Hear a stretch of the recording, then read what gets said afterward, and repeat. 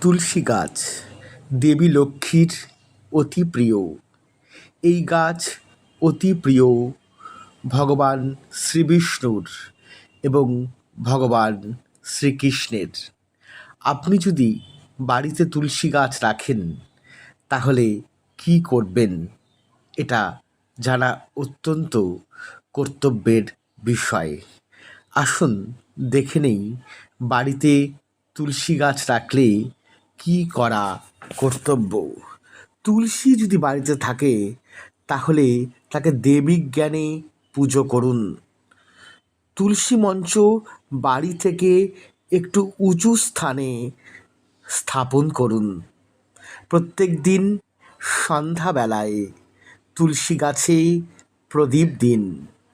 সেই প্রদীপ যদি ঘিয়ের প্রদীপ হয় তাহলে সুখ সমৃদ্ধি নিয়ে আসবে। আরেকটি কথা বলা প্রয়োজন, স্নান করে শুদ্ধ বস্ত্রে তুলসী গাছে জল দিন। এতে মা লক্ষ্মী এবং শ্রী বিষ্ণু প্রসন্ন হবে।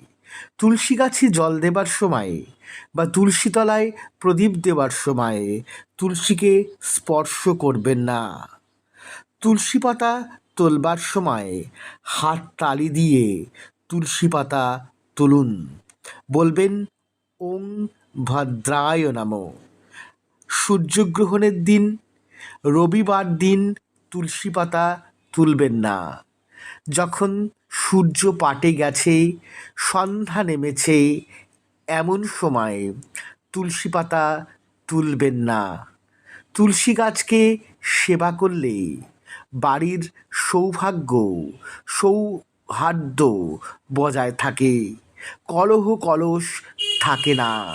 তাই আপনারা এই বিষয়গুলি পালন করে চলুন, তাহলে বাড়িতে সৌভাগ্য আসবেই।